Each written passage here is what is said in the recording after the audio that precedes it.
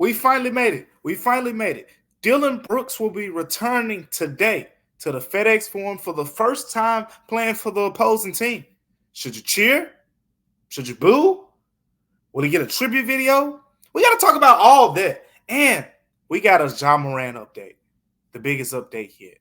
Get ready. It's all coming right here, right now on Locked On Grizzlies. You are Locked On Grizzlies, your daily Memphis Grizzlies podcast. Part of the Locked On Podcast Network, your team every day.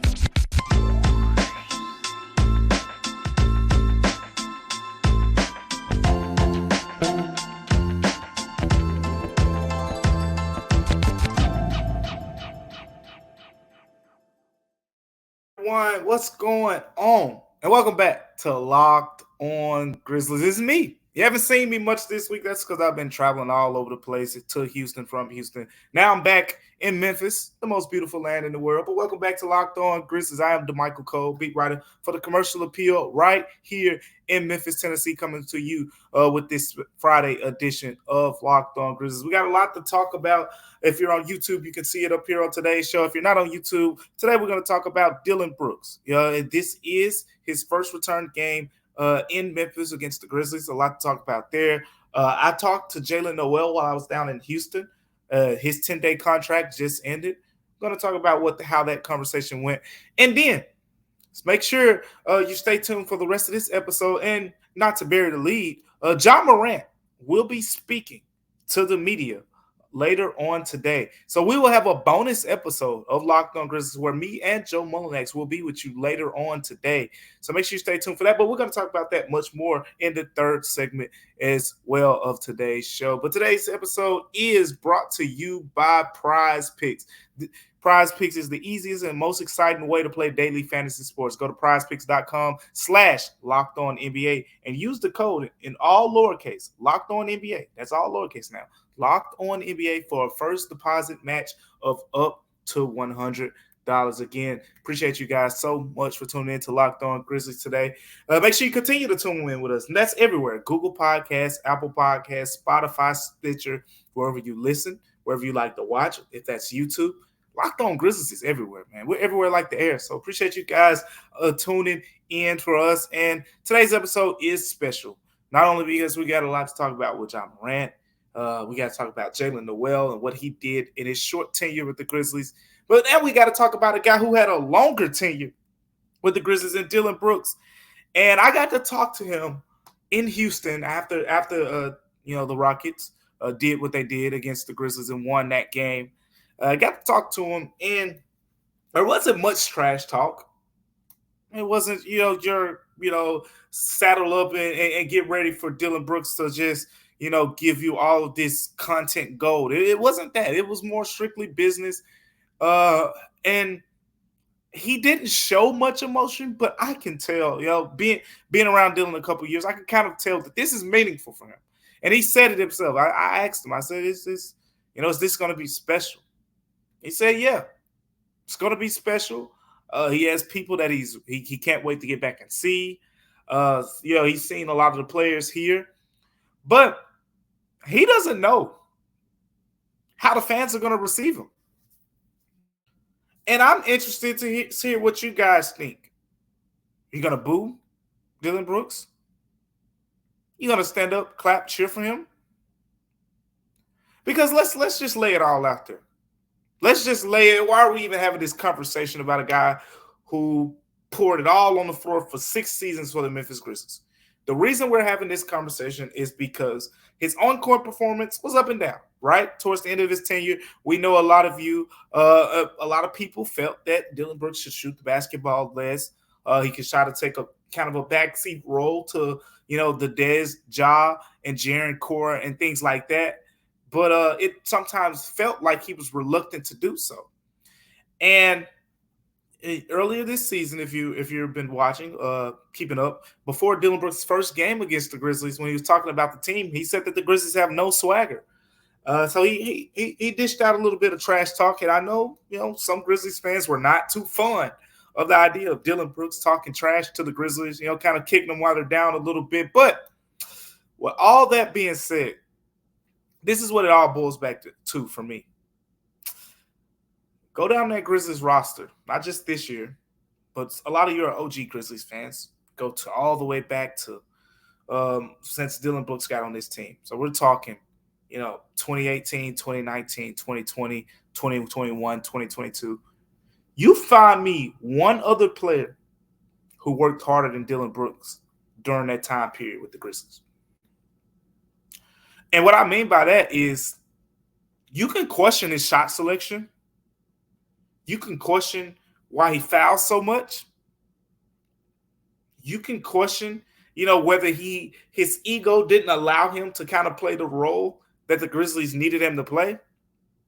But the one thing, nobody who watched the Memphis Grizzlies over the last 6-7 years can question about Dillon Brooks is you never saw Dillon Brooks play and say, he took the day off today.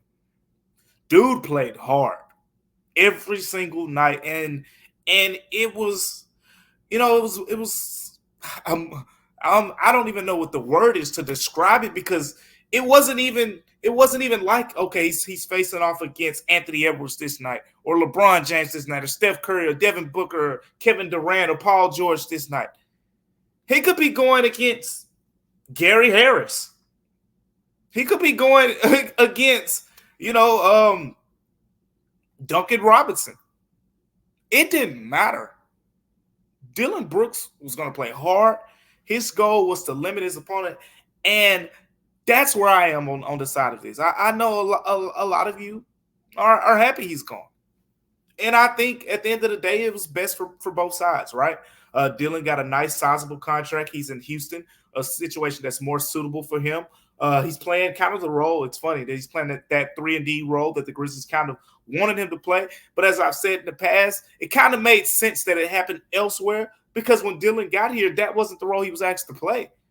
He was kind of a guy who was relied upon to be a shot creator, to score for the Grizzlies. And then Ja Morant came. And then Desmond Bane came. And then he became a fourth option. And then he wasn't getting plays called for him. And it led him, in his exit interview at the end of last season, basically to say, he felt like he couldn't get in a rhythm because the Grizzlies weren't calling any plays for him. Well, Houston called some plays for him. So it's a better all-around situation. But here's the thing. Here's what I think. Don't boo Dillon Brooks. Don't boo Dillon Brooks. And I'm, at the end of the day, you pay your money for your tickets. This is just my opinion. You boo him. Hey, I'm not going to cry if you boo him. So do what you got to do. But if you're asking for my opinion, boos or cheers, I think this guy deserves cheers because he played hard every night. That's one thing. Talent is talent. Yes, I'm sure he didn't go into those games thinking, I'm going to shoot 3 of 16 tonight. He tried to make those shots. He just didn't make them a lot of times. But you didn't see guys getting a wide open drive to the rim and Dillon Brooks just throw an arm out there and say, hey, he got it. No, Dillon Brooks was going to battle. And if he had to foul him, if he could get there in time to make a defensive stop, he was going to do it. He played hard. And the energy, another thing that really stood out to me, the energy of Dillon Brooks, the swagger that he played with, the trash talking, the competitive nature. Did we not notice how that kind of carried over into this whole Grizzlies next gen identity? Dillon Brooks was a huge part of how we became to identify the Memphis Grizzlies in the post-grit and grind era. Remember, when he came to the Grizzlies, he's one of the few guys that played with Mike Conley, Marc Gasol. I think Jaren did for a little bit as well. But he played with Mike Conley and Marc Gasol. So he got a little bit, of the knowledge from those guys. And this was a different era. This was a different era of Grizzlies basketball, and he helped usher it. The swagger that these guys played with. We see him doing the dancing. I felt like the trash talking thing, it wasn't a cockiness. It was a confidence. It was a, hey, yeah, we're young, but we're not going to back down. And that's always was Dillon Brooks' message when he was with the Grizzlies. Everyone points out how he talks trash to LeBron James. If you read the entire context of what he says every single time, when he trash talks or, says things that other players don't say when they're talking about LeBron pretty much, every single time he basically says, A lot of these guys, they see LeBron, they see a halo or something. They back down. I'm not going to back down. He's just any other player to me when we're on that floor. And I respect it. So that, as we saw, that kind of mindset, it trickled down the Grizzlies roster. And he was a huge part of that culture, that identity that the team built on the way to winning 50-plus games a couple seasons and number 2 seeds, the battle with the Timberwolves, the battle with the Warriors, the battle with the Lakers, and the list goes on. 6 pretty solid years for the Grizzlies. He helped form an identity. He's a all defensive player by the end of his tenure. I think he deserved cheers. We're gonna see if he gets a tribute video and all those things, but I think when you see Dillon Brooks get his name called at FedExForum later today, I think he deserves to be cheered on. And quite frankly, I don't even understand why some people even consider that he may get booed.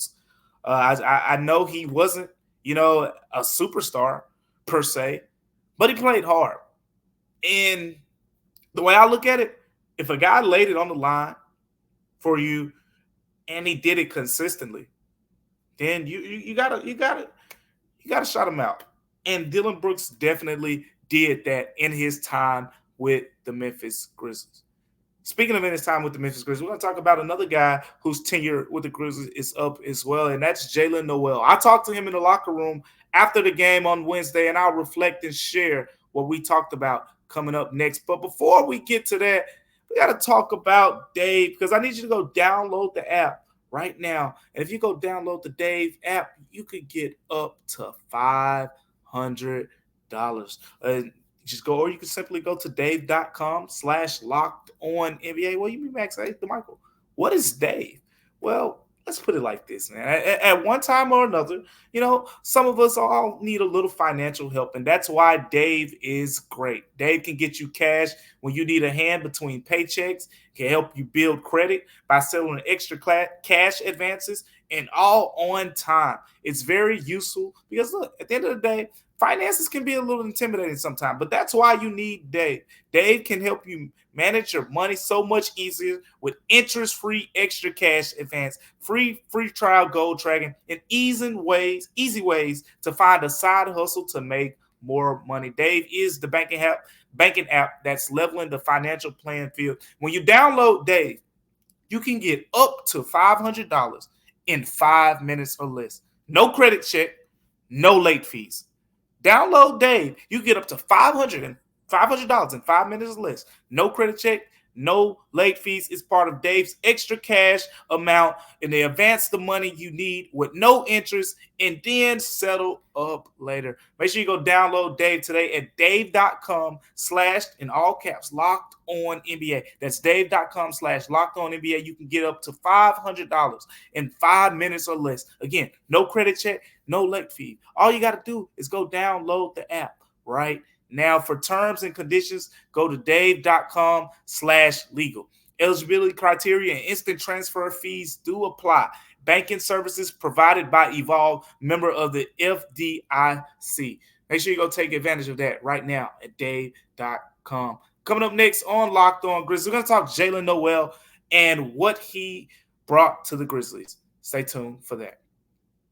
Welcome back to Locked On Grizzlies, everyone. I am Damichael Cole, beat writer for the Commercial Appeal right here in Memphis, Tennessee. I want to thank you guys for tuning in with me on today's episode. Joe Monax getting this episode off because we're going to have a little bit more for you on later. But again, make sure you stay tuned because we got some bonus Locked On Grizzlies coming up after this episode, another episode. But that's for later.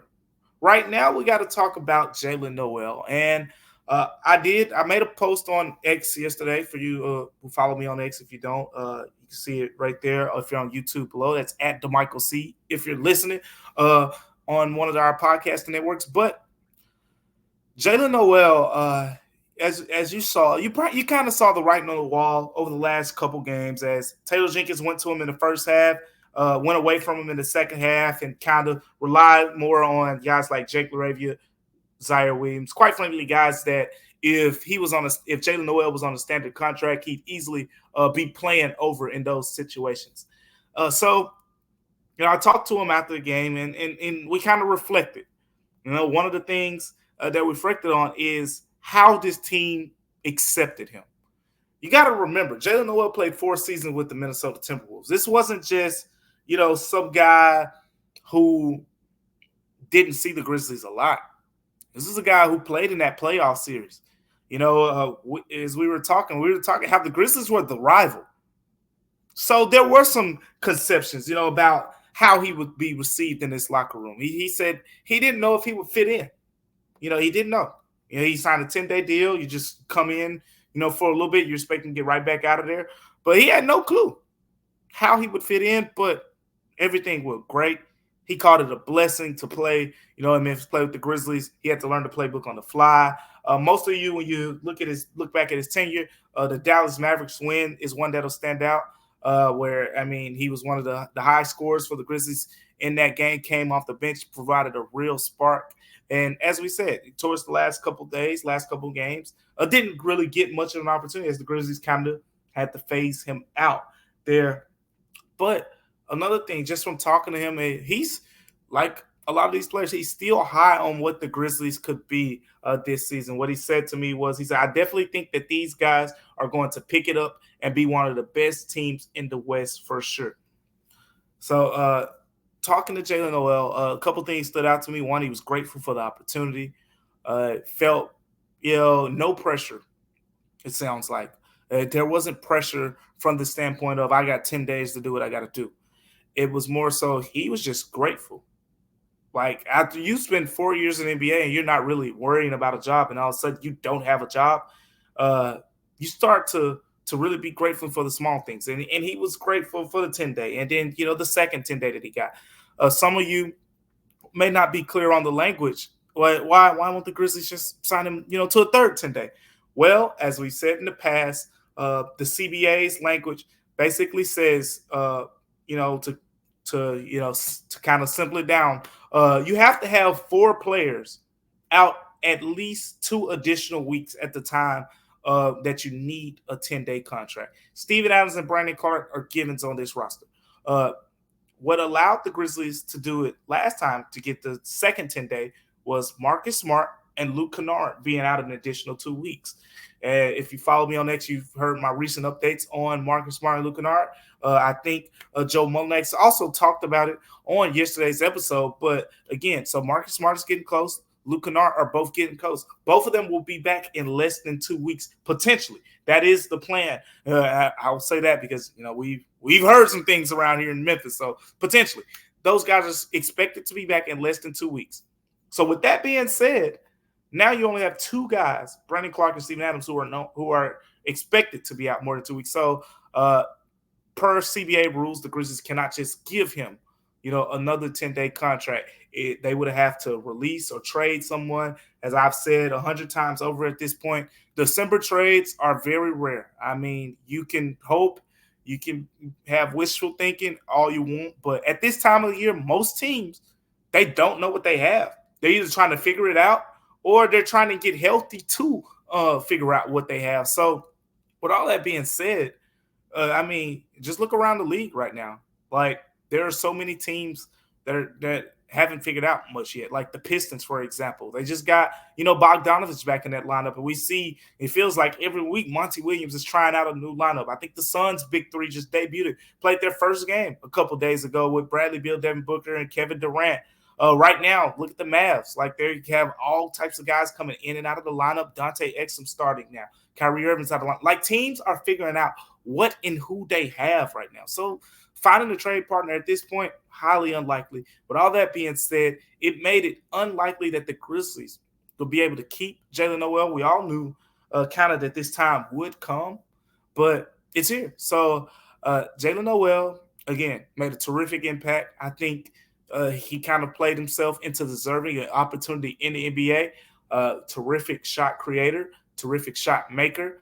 And he kind of gave the Grizzlies that juice that they need off the bench. If anything, he kind of set the blueprint of, if this team, when Luke Kennard, and Marcus Smart gets back, if this team competes at a high level and then play, comparable to last season's win pace or the year before, they'll rack up some wins and they'll be buyers at the trade deadline. And what Jaylen Nowell kind of showed us is a blueprint where the Grizzlies can say, hey, we need that guy off the bench who can be that spark plug shot creator, because Jaylen Nowell was that guy. And if you look at his numbers, he was a net plus pretty much for most of his minutes with the Grizzlies because he gave them something that the team didn't have off the bench. And we've seen how the Grizzlies have struggled to score, minus a lot of their best offensive weapons. So basically, terrific guy to talk to. Enjoyed talking to him, reflected on his tenure. Taylor Jenkins also shot at Jaylen Nowell out as well. We'll see what's next for him. We'll see what's next for the Grizzlies as well, because it's not just Jaylen Nowell. It's another decision that's going to have to be made when Ja Morant returns as well. But speaking of Ja Morant, he's going to talk to the media for the first time later today. We're going to have everything. We're going to have the recap. He's set to talk this afternoon at around 11:30 a.m. We're going to talk about that coming up next on Locked On Grizzlies. But before we get to that, this episode, we got to talk about PrizePicks. Because look, simple and easy, man. PrizePicks is the place where you go for daily fantasy sports. And here's my thing about PrizePicks. All you got to do is you pick 2 to 6 players, right? 2 to 6 players. And it's just you versus you. You're picking more than or less than player stat projections and watch the winnings roll in. PrizePicks is the largest daily fantasy sports platform in North America. It's the easiest and most exciting way to play daily fantasy sports, again, because it's just you and the numbers. You're not going against other people, pros, sharks, anything like that. It's just you and the numbers. PrizePicks even offers a reboot policy so that your entries stay in play even if one of your players get injured. You don't hear that too many times, but in football and basketball, for example, that's important. If you have a player who exits the game in the first half and does not return in the second, that player can be rebooted. PrizePicks is the absolute only daily fantasy sports platform with an injury insurance policy. Make sure you take advantage of that, because you want to play alongside with the basketball season here. You can now pick combo projections across football and basketball from specials leagues. Check this out. A league created specifically for combo projections that can include 2 or more players from different sports or different leagues. So yes, for example, you could combine LeBron James and Travis Kelce at a 10.5 combo of 3-pointers made and receptions. That sounds fun, doesn't it? Yeah, PrizePicks allows you to do that. So make sure you go take advantage of that opportunity right now. How do you do it? Well, go to prizepicks.com/LockedOnNBA and use the code LockedOnNBA for a first deposit match of up to $100. All Locked On NBA is all lowercase. So prizepicks.com/LockedOnNBA to take advantage of this opportunity. Coming up next on Locked On Grizzlies, we're going to talk Ja Morant. Stay tuned for that. Welcome back to Locked On Grizzlies, everyone. I am Damichael Cole, beat writer for the Commercial Appeal right here in Memphis, Tennessee. To recap you so far what we talked about, Dillon Brooks, boos or cheers. I gave my take on it. I think that he should be cheered on for what he brought to the Memphis Grizzlies for the 6 seasons that he was here. All the other extra stuff aside, he was an asset more than a liability, in my opinion. Jaylen Nowell, I reflected a little bit on the conversation we had with him in the locker room, what he brought to the Grizzlies, why they couldn't bring him back, and why they're in this situation now. And that led us all to Ja Morant. Ja Morant will be speaking to the media today, depending on whatever time you tune into this episode. But he's expected to speak at 11:30 a.m. Central Time here in Memphis. Follow me on X at Damichael C if you want updates. I'll also have a story up immediately after that will include videos from him talking and everything in between. So I'll have you covered all in. I will be there, front row, front center, at the Ja Morant's first press conference. But again, so what can we expect from this?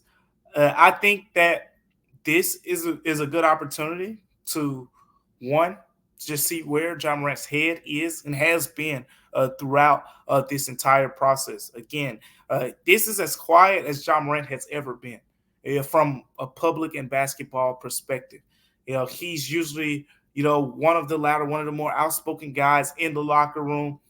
He's a big part of the Grizzlies' identity, but he hasn't, hasn't spoken to the media pretty much since he was issued the 25-game suspension. We haven't heard a peep in terms of how he's felt about it, if he felt it was justified, how he feels about the team, how he feels about the situation. There are so many questions to ask Ja Morant as we get into this process. And then there's the basketball side of things as well, just from the progression standpoint.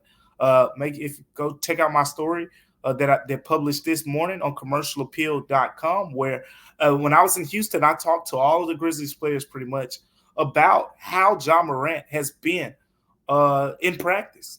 And everyone had a lot of good things to say.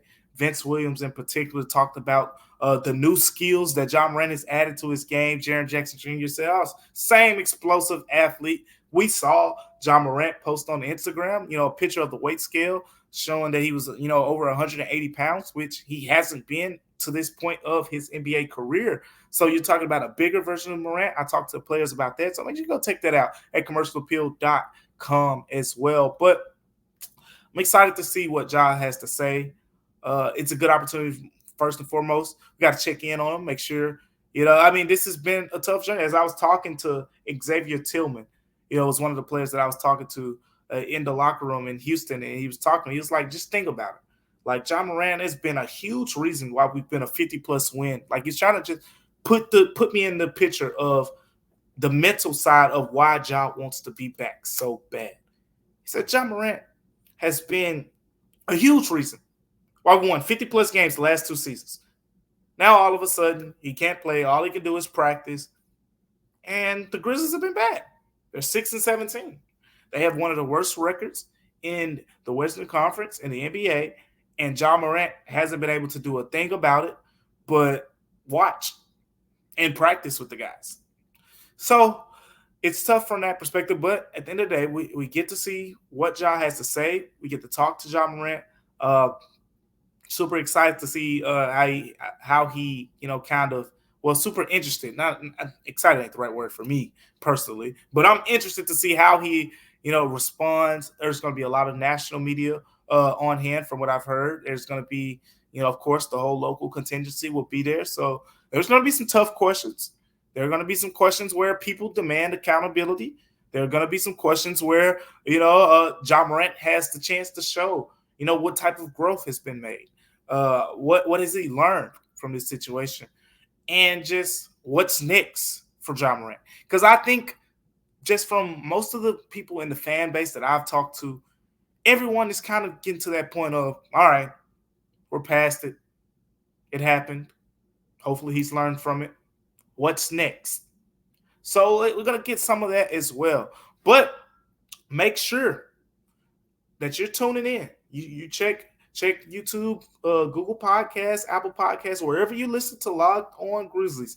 Me and Joe Mullinax will have a special edition up on later today about Ja Morant and what happens. It'll be probably an hour or so after he speaks. We'll break it down, how everything went. So make sure you stay tuned for that as well. A bonus edition of Locked On Grizzlies. I want to thank you guys for tuning in to Locked On Grizzlies on today. Make sure you continue to tune in to Locked On Grizzlies, but not just Locked On Grizzlies. I want to make sure you're tuning in to our national YouTube channel as well, Locked On Sports Today, because Locked On has launched the first ever national sports 24/7 streaming channel on YouTube. Locked On Sports Today is here for you 24/7, covering the top sports stories of the day with local experts like myself, Joe Mullinax, and others of Locked On, plus national shows that are covering every league. Go to Locked On Sports Today on YouTube and subscribe to the first ever national sports 24/7 streaming channel. It's streaming right now. It'll be streaming when you go to sleep. It'll be streaming when you wake up. It'll be streaming anytime during the day. Locked On Sports Today. Make sure you go subscribe on YouTube when you get a chance. Well, guys, it's been a fun episode of Locked On Grizzlies today. We talked about a lot. When we're back on Monday, we're going to have a bunch to break down as well. We're getting into this Ja Morant conversation. I'm going to be on the road a bunch going forward. We got the game in Oklahoma City. We got the game in New Orleans. I'll be on the road for both of those. But we got a lot to talk about over the next few days. This is about to be one of the busiest, one of the most anticipated weeks of Grizzlies basketball. So me and Joe Mullinax will be here. Make sure you're here with us. But until then, remember that Locked On is free and available wherever you get your podcast. I'll see you next time. I'm I'm Damichael Cole, and this is Locked On Grizzlies.